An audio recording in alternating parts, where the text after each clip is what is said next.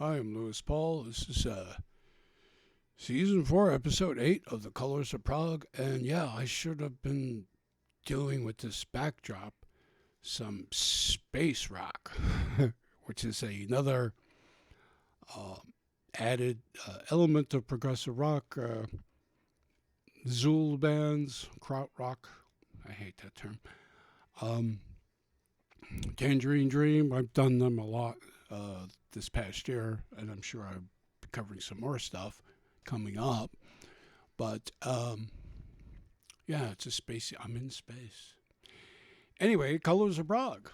That's what I do. I talk about progressive rock music and bands from around the world. And so, um, new Italian prog releases. Not a lot of them, but enough to do a show on. So, while doing research for this program, I found an old Acqua Fragile album. Mass Media Stars. It's mint. And great back cover.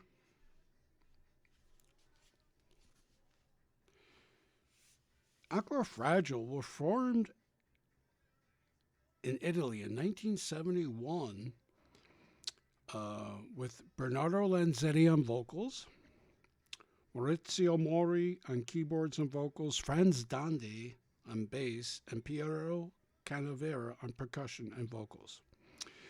Their self-titled debut album came out in '73. All the songs were sung in English. Mass Media Stars, this one, came out, released in '74, and also fully sung in English. And it even received a release in the U.S. on the import music subsidiary of Gem Records, J-E-M. Now, anybody remembers Gem? They were a big name. They made a big name for themselves with punk and then new wave. And Gem had a subsidiary called Import Records. And I guess they tried to push some of the Italian prog stuff too, like some other subsidiary labels in the U.S. tried to PFM, Banco. I mentioned those earlier. So Acqua Fragile would not make another album till 2017's New Chant. But then, in between those years, Lanzetti, the singer, would join PFM for the duration of '75 to 1978. And is most well known for this period. PFM recorded Chocolate Kings and Jet Lag, and Chocolate Kings even received an English language release to boost the band's popularity overseas. Mangiala Vallis, another Italian neo-prog band into more contemporary sounds, formed in 1998.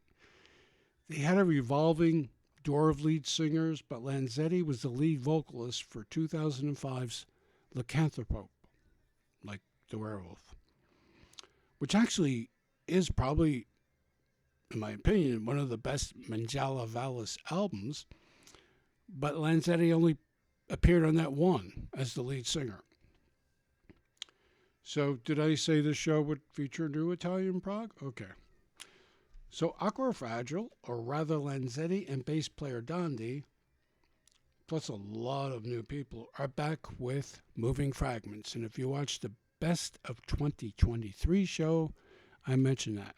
This came out in 2023, actually the tail end of 2023. Now, there's a little difference here. Less than half of the CD's 9 songs are in English. And it's a gradual way to acknowledge the loyal following they have in their native Italy. The songs are strong, and the mid-70s-year-old Lanzetti has lost little of his powerful range, which often resembles a higher-pitched Peter Gabriel. He has a very, very wide range of tones. Not his voice isn't for everyone, but you'll get it. And reportedly, he actually came over to the U.S. At some point during the 70s and did off-Broadway work, I believe. And so he has it. Yes, he's all over the place, really. But more kudos to him. His Acqua Fragile, as I said in the Best of 2023 program, is really good. It's really worth having. So on to something else. The Orme. The Fragments band, who had been releasing albums since 1969 and endured breakups and band members leaving and returning, brought us the 1973 masterpiece Folona y Serona. And outside of the studio album L'Infinito in 2004 and a tour in 2005, which saw them visiting the U.S., they really miss the vocal talents of co-founding member and guitarist Aldo Tagliapaccia. So, there's been a little inactivity from Le Orme, but they released this. Le Orme and Friends, 2023. It's an odd affair, the 3-disc, and this flimsy thing. I keep dropping the CDs, folks, because it's one of those issues. One of the Toll anniversary issues had this weird thing, too, but the Toll box set had so many bloody discs that the only way they could keep it affordable, I assume, was to do these little hook things. So the best I could do is give you an idea. So here's the thing, though. It's not all Le Orme. I'm going to get to that. The first disc is the new Le Orme album, Il Leone e la Bandiere, where new singer Luca Sparagana, and he's a bass player, by the way, does a fine job. But Aldo is still missed. Michele Bon does fine work on the keyboards, and as usual, it's a fine album. But it would have been nice if they mended the ways, or vice versa, with their original lead singer, who's still around and working. Now, disc 2, the and Friends portion, I presume, featured musicians with ties to Le Orme in the past. Yeah, I'm still trying to figure this out. So, disc 2 features that, but these musicians contribute their own songs. So there's 5 from Tony Pagliuca and his band, 3 from Tolo Martin and his band, and so on. Some of these songs even sound dated to my ears and even maybe old, but they come from their own solo recordings, or they have been laying around. I don't know. So Michele Bon and the current members of Le Orme added some instrumentation to that. So that's what the And Friends disc is. Now, disc 3 is actually a Marrakesh, that's the label, the Italian label, is a Marrakesh sampler and the longest set of music in the box. I kind of took my time getting around to it, but it's actually good and begins with a cut. Oh, I wanted to show you something. So it begins with a cut from the new album from The Trip. So in some ways it becomes a useful sampler, in some ways not, but we'll see. So, and this new album from The Trip is kind of like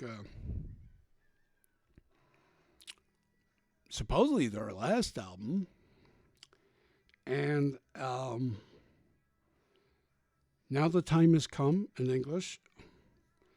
And Nico Di Paolo is the lead singer on this.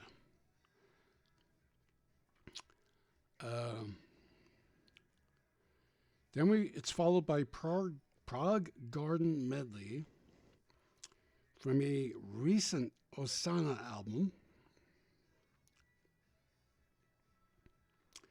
and but not a new one, but a recent one. And the Prague Garden medley it's good. It's in Italian only, but it's good that they have a little thing to clue you in. And this medley is actually an Osana medley, including Hendrix's Purple Haze.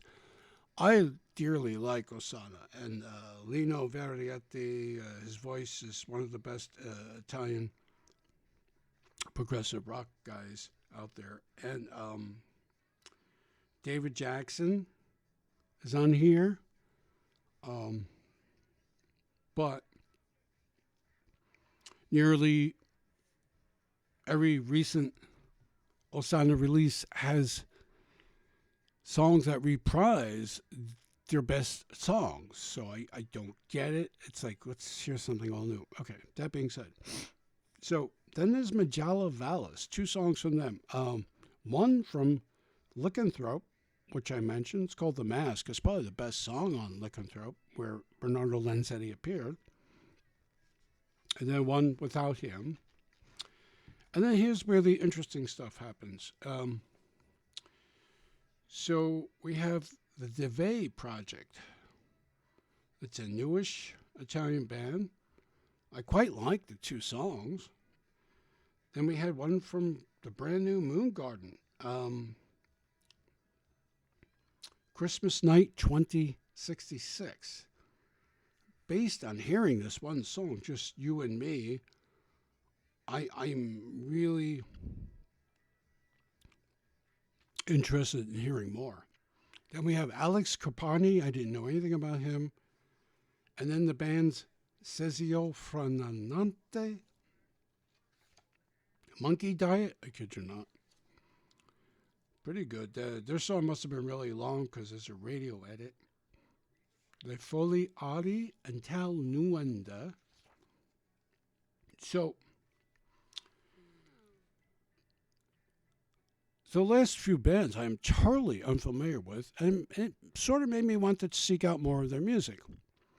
However, if you are just here for new Le Orme, Il Leone di la Bandiera, I see it's been released as a standalone vinyl edition as a Volume 1. And I doubt you'll see Volume 2 or Volume 3, because again, Volume 2 is a big mystery of what's up with that music, and Volume 3 is a Marrakesh sampler. But while it took me a long time to get around to that, I was very glad they had it in there, because you see on Prog Archives and such and all these other international progressive rock review websites, reviews or mentions of new albums from bands, and you're like, there's just too much out there. There's so much out there.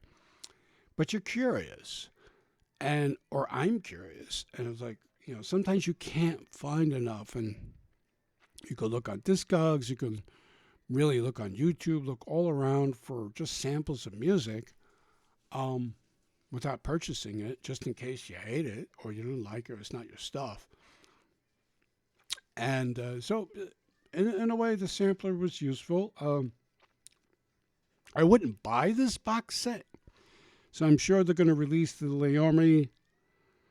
new Le Orme, as a standalone CD. It's already been out there as a standalone vinyl release, as Volume 1. I get it. So, yeah, it's some new Italian stuff.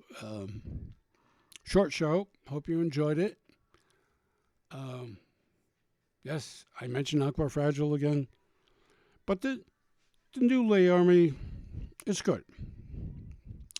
It's quite good. It's short. It's like the best of the old Italian prog. It's the best of the old classic prog albums. Are only like 33 to 35, 37 minutes top, pushing 40 minutes. And we've been spoiled in recent years with 20-minute songs, and recent decades, let's say, with 20-minute songs and such. And but no, those are 2 I wanted to mention. And there's more.